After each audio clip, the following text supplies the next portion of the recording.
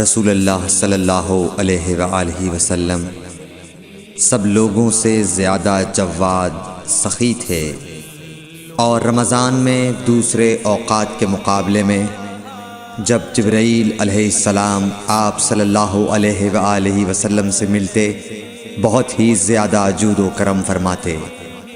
جبرائیل علیہ السلام رمضان کی ہر رات میں آپ صلی اللہ علیہ وآلہ وسلم سے ملاقات کرتے اور آپ کے ساتھ قرآن کا دورہ کرتے۔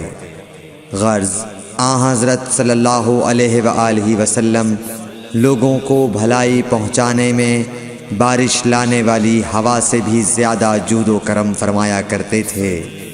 صحیح بخاری حدیث نمبر 6۔